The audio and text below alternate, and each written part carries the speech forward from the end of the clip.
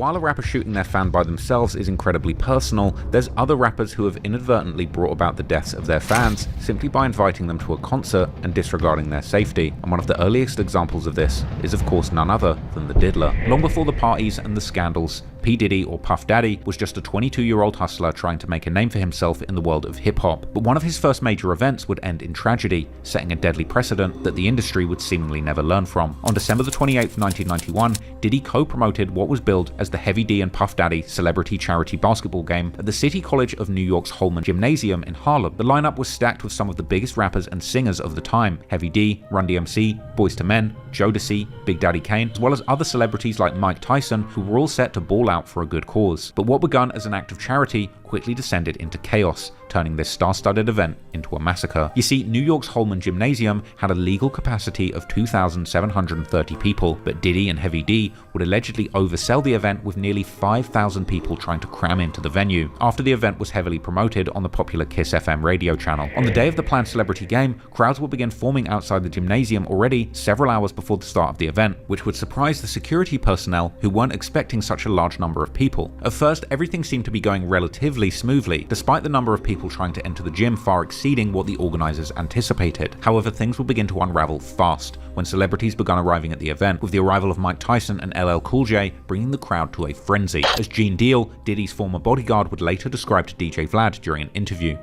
I did a walk around, so I walked around the top of the floor, went down the steps and went in the gym, and then came across the gym, and I seen that you can go up the steps and be right there at the front door. So everybody was coming in. You seen Dougie Fresh, Red Alert, they was on the mic. People started coming in and everything, it was cool. And then when LL Cool J and Mike Tyson showed up, that must have went pandemonium. The crowd would begin to push towards the entrance, soon overwhelming the security and gaining entrance to the gym. Unfortunately, as the crowd surged into the lobby and descended a short staircase leading to the gym, they encountered 4 closed inward opening doors at the bottom, which created a deadly bottleneck where the relentless pressure from behind began to cause severe breathing problems for those trapped at the front. Apparently, Diddy himself would manage to open one of these doors and would begin to pull incapacitated people to the gym floor, and he would apparently later describe to a reporter overcoming his initial revulsion towards a passed out man with vomit in his mouth. Diddy would allegedly wipe away the vomit and begin to administer CPR, saying how he felt the person's death going inside of him. In the end, the tragedy would result in 9 people losing their lives and 29 getting injured. A few times I thought I was going to pass out because it was hot on that staircase.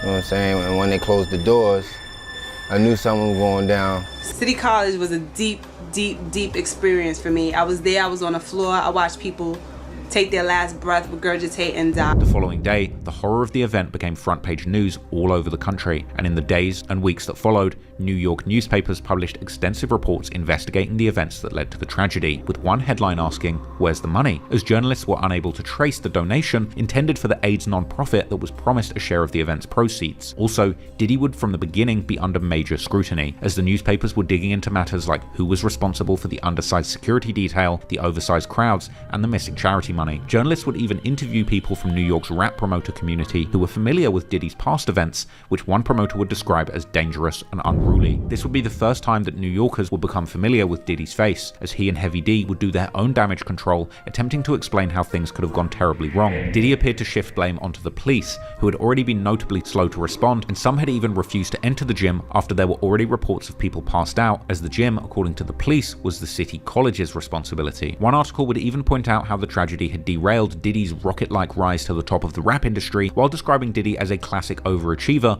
not shy about stepping on other people's toes to get what he wants. In the aftermath, then New York City Mayor David Dinkins' administration would release a comprehensive 67-page report titled A Failure of Responsibility, which would place the blame on all parties involved in the tragedy, including Diddy, who the report would criticize for numerous serious shortcomings. However, as soon as Diddy had been placed under the scrutiny for what happened, he was also seemingly let off the hook, as already a few years later, the media would begin putting out what seemed like puff pieces where Diddy presented as somebody who had vindicated himself of all wrongdoing, and his career behind the scenes of the rap industry would continue to prosper. People have not forgotten what happened, including the event's promoter, 22-year-old Sean Puffy Combs.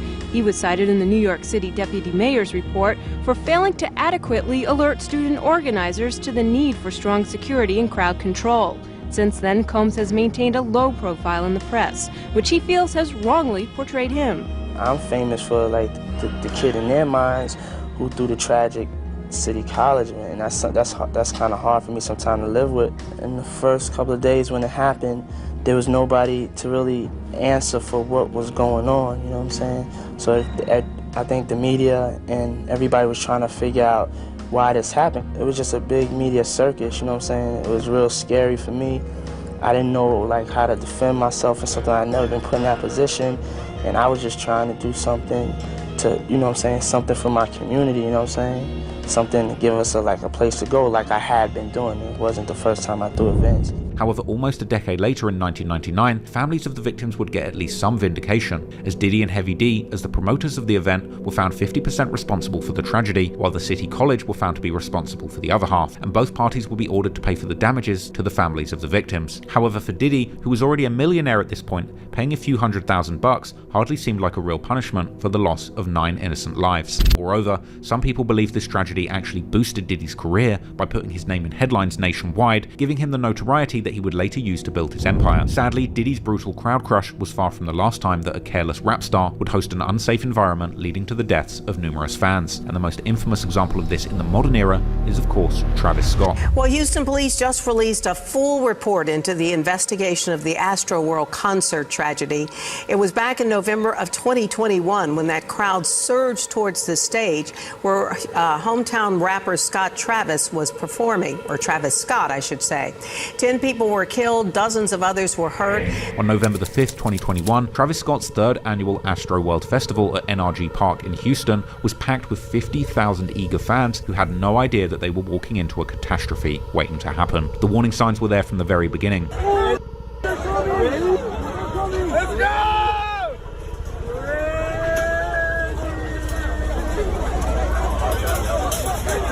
Even before Scott took the stage, the mosh pit directly in front of the main stage had become so dangerous that people were already losing consciousness from the crushing conditions. Festival coordinators could see the deadly conditions building, with some sending desperate warnings to organizer that people were going to die if the show wasn't stopped before it even began. But despite the numerous warning signs, the organizers pushed forward with the show, and when Scott took the stage as planned, what followed was an absolute massacre. At 9:38 p.m, as Scott's performance reached its peak, the crowd surged towards the stage like a human tsunami. The crowd began to compress towards the front of the stage, okay? And that caused some panic. Just like with Diddy's tragedy over 30 years earlier, it was a slow, crushing compaction that turned excited fans into victims who were literally crushed to death, unable to breathe as the weight of thousands of people pressed down on them.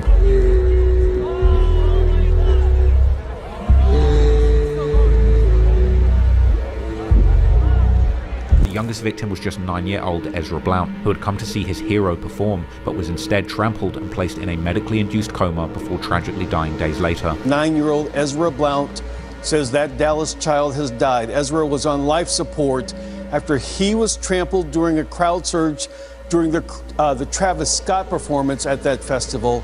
His father, Treston, saying last week that Ezra was on his shoulders when he lost consciousness in the crowd of people, and Ezra fell to the ground. The other victims ranged from age 14 to 27, all young people with their whole lives ahead of them who had now been reduced to statistics in a preventable tragedy. But even as emergency vehicles with flashing lights pushed through the crowd, and even as fans screamed for help and chanted for him to stop the show, Scott would continue performing, and for almost 40 agonizing minutes after police declared it a mass casualty event, the music kept playing while people died in the crowd. Scott later claimed that he couldn't hear the screams and didn't know people were dying, although there were numerous shots that seemed to challenge that narrative. Most famously, Scott even acknowledging the ambulance driving through the middle of the crowd. The full recording of his performance, which is still available online, makes it difficult to place all of the blame on Scott though, because despite the scale of the tragedy, there were seemingly few obvious signs that could be observed from the stage that a mass casualty event was taking place right in front of his eyes, with Scott even ending the performance like any other show, ironically telling his audience to get home safe. Show ends around 10:12, with Scott closing it out, running about 72 minutes in all, and continuing about 42 minutes after police first reported that multiple people had been trampled. Make it home safe. Good night! But when the dust settled and the bodies were counted, 10 fans would end up losing their lives and hundreds more were injured, with over 300 people requiring medical treatment. In the aftermath, Travis Scott would post what many considered a tone-deaf Instagram non-apology that felt more like damage control than genuine remorse. I just want to send out prayers to the to the ones that was lost last night. We're actually working right now to identify the families so we can help assist them through this tough time. You know, my fans really mean the world to me, and I always just really want to leave them with a positive experience. And anytime I can make out, you know, anything that's going on, I stop the show and, help them get the help they need, I could just never imagine the severity of the situation. He would offer to pay for victims' funerals, but 7 of the 10 families rejected his money, understandably wanting justice, not charity. But justice would never come, as a grand jury in June 2023 would decline to indict Scott or anyone else, essentially giving the event organizers a free pass, despite their obvious shortcomings. In what felt like either a staggering carelessness or a calculated PR move, Travis Scott would go on to release his highly anticipated album, Utopia, which would end up going #1 and breaking streaming records, on the very same day that the Houston police published a sprawling report detailing the horrors of that tragic night. By 2023, Scott was back on the road with his Circus Maximus tour, and venues around the world welcomed him with open arms, while fans flocked to see him perform as if 10 people hadn't been crushed to death at his last major event. And while Houston pushed back against his return, with the police union declaring "not in our city, not again," the rest of the world seemed ready to forgive Scott, who has since returned back to the top of the music industry, as well as receiving numerous highly lucrative business deals with companies like Nike and even the Barcelona soccer team. The story of Astroworld stands as one of the most heartbreaking tragedies in the modern music era, and while the extent of Travis Scott's personal responsibility remains unclear, the fact that no one was ultimately held accountable feels like a profound injustice, one that the victims and their families will likely continue to challenge for years to come. But while the Astroworld tragedy was a single, preventable failure driven by poor decisions and oversight, what comes next is far more tangled, unfolding through a chain of events set in motion long before anyone could understand where it was leading.